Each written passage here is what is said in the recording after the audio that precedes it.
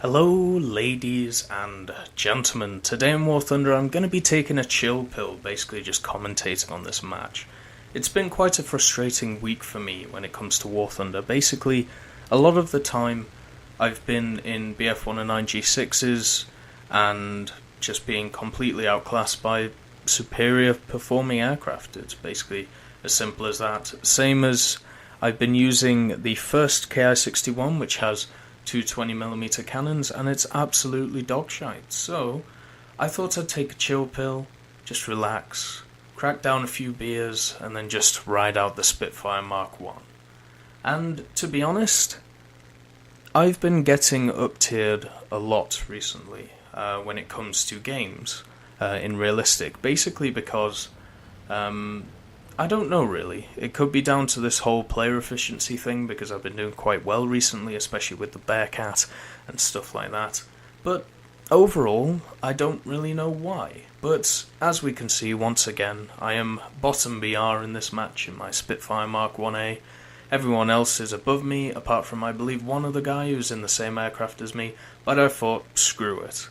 I'm gonna put on my skin, I'm gonna go out to the town, I'm gonna hit it like never before. And basically, I decided it was a good idea to put on smoke. Now, the main reason I use smoke in this game, if I'm not in a squad, it's basically to focus the enemy on a point. As I've said before in many of my videos, I prefer to defensively fly, and basically that means letting the opponent take the offensive on me and then basically outmaneuver him or do some little tricks to make him overshoot, or just outturn him, is the case in stuff like Spitfires. And smoke helps that, because it attracts enemies, and also it makes them focus on you instead of the rest of your team. Now, even though we all have smoke on now, later on there will only be me with smoke, and just showing how bad the BR spread is in this match, I'm against B-25s, F4U-1As, I believe, and there are some King Cobras in this. And I'm in a Spitfire Mark 1A. A pre-war aircraft, 1937 or 38, I believe. Maybe even earlier than that, when it comes to prototypes and stuff like that. And King Cobras are very much late war aircraft when it comes to when they were used. B-25, mid of the range. Corsairs, 1943 I believe, when I did the video, but as you can see there is a massive disparity. But the great thing about lower tier battles is the fact that skill is more important than performance with certain planes. Now there is, at higher tiers, since I've been using the Bearcat and got into jet matches where I'm facing the Yak-15s and stuff like that, a lot of players will say, oh, it's not that much of a big deal. But when you actually look at the raw performance of both aircraft, there is a massive disparity. And that's where you hope, if you have the less performing vehicle, that your skill can overcome theirs so then you can win. But in lower tier games, it's less about performance, and definitely more about skill of the pilots. It's more about positioning, it's more about basically getting into an area where you have the advantage, and for me that is much better. It shows how a player is good, basically. Now obviously in lower tier battles you're going to come up against people who are newer to the game, which is why I pick stuff like tier 1 and tier 2, not reserve or nothing like that. The Spitfire Mark 1A gets into battles like this against B-25s, A-20s, Corsairs, P-63s and P-400s, stuff like that, and that's just the nature of the beast when it comes down to it. But you can still have fun, because, as I said, it's more down to skill than performance.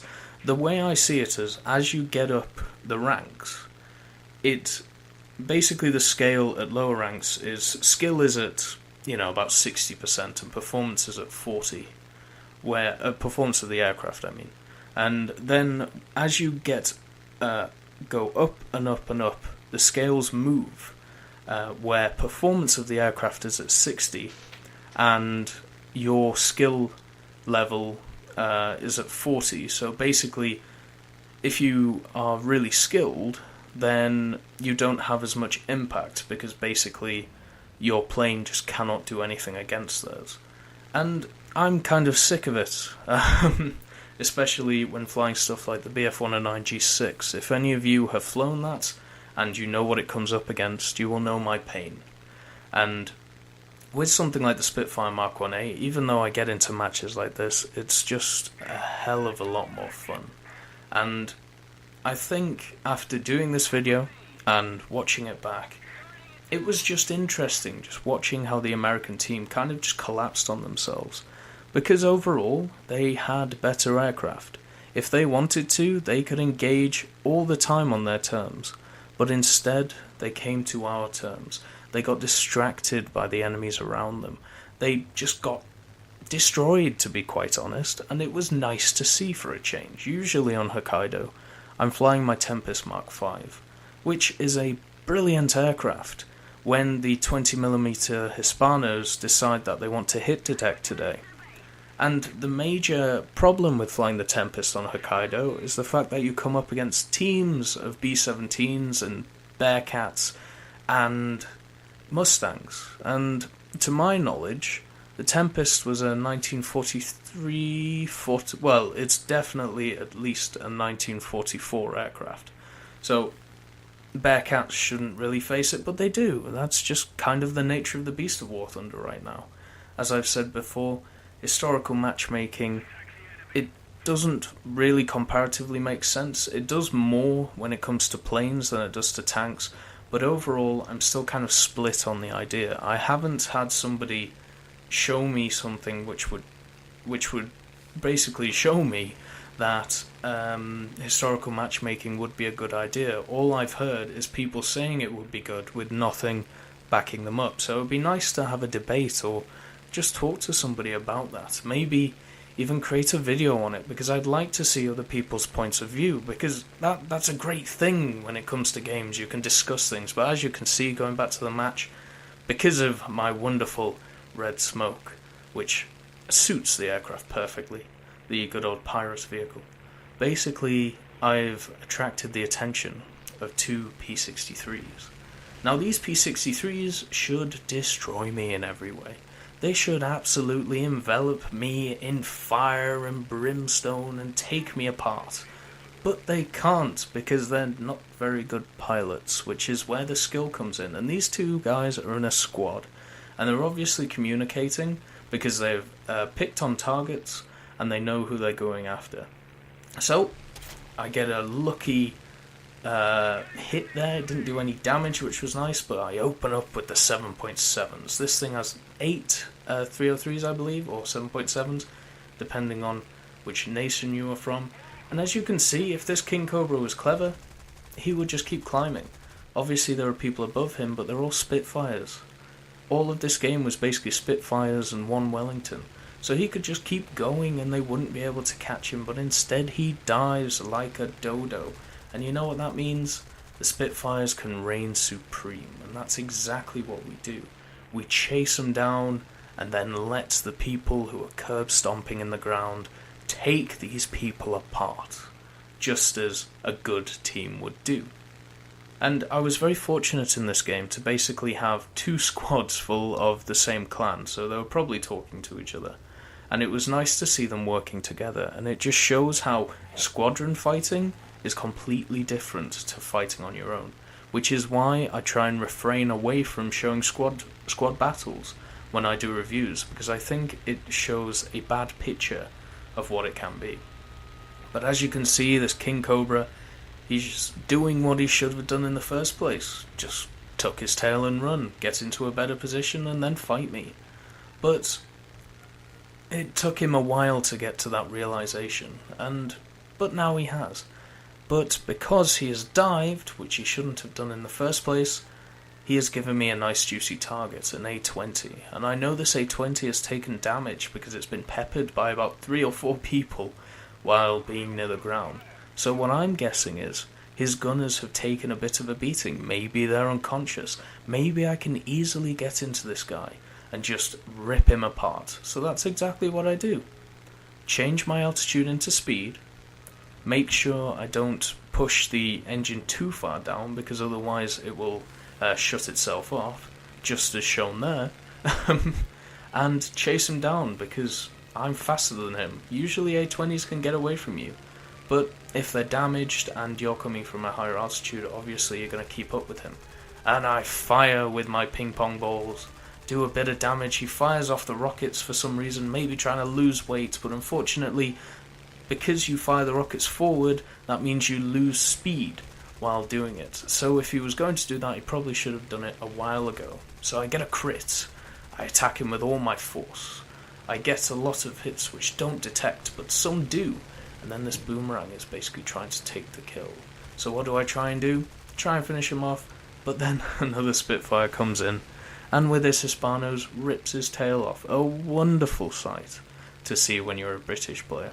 Because those A20s, with those gunners and the front guns, can be very, very dangerous. But the Red Devil does not care. He just keeps going. He just keeps going this whole time, with his smoke on, not caring about what the enemy sees. He just goes forth to the battlefield and takes on whatever is in his wake. But after the duel with the King Cobra, which he obviously lost, and the other King Cobra is struggling as well when it comes down to it, the enemy team has been obliterated by ours because, well, they just didn't use their aircraft to the way that they should be used, basically. And this is why you get certain planes with ridiculously low BRs when they're based on player performance, because stuff like this happens, where you get a well-drilled team, or at least a team of good pilots, and they come up against a team which should in every way destroy them by the performance of their aircraft. But the skill comes in, and the skill is where the team with the better pilots supposedly wrecks house. Which is why, as we see in this battle, they only have two guys left. The Corsair very high, and I can't remember the last guy. I believe he's in an Avenger or something like that. He's basically been attacking ships. But because this thing has 8 guns, and because you fire all your ammo so fast, it is obviously a good idea to return to base, to restock, just waiting to attack anything that comes at you. But overall, it's been a battle which kind of depicts the problem with War Thunder in a way.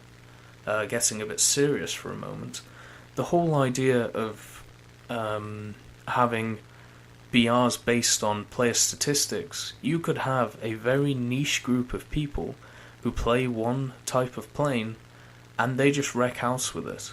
That's what we see with the ME-262. Nobody in their right mind would touch that thing, except for people who are very, very good with it.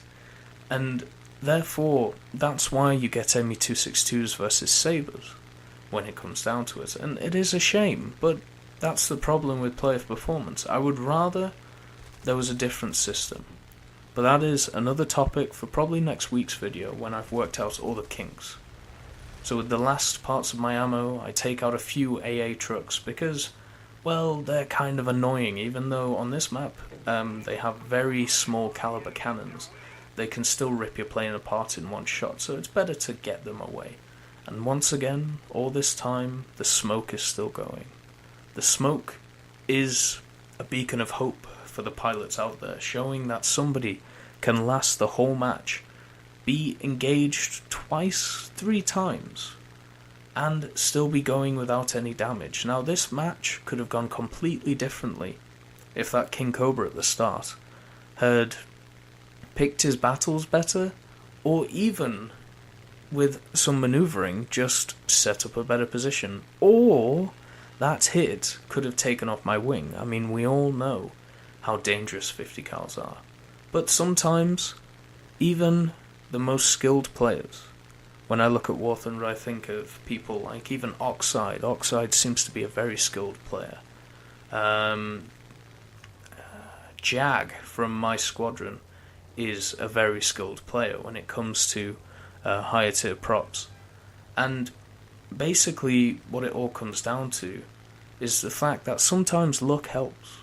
Luck is a thing that you can't really control. Sometimes that you will get hit and none of their hits will detect. Another time, one of their hits will detect and do no damage, but another time only one will detect and it will rip your wing off. So sometimes it is nice just to get that bit of luck in your direction, especially when you have as bad of a ping as mine. But overall, so far it's been quite a quiet match, which is basically all I wanted.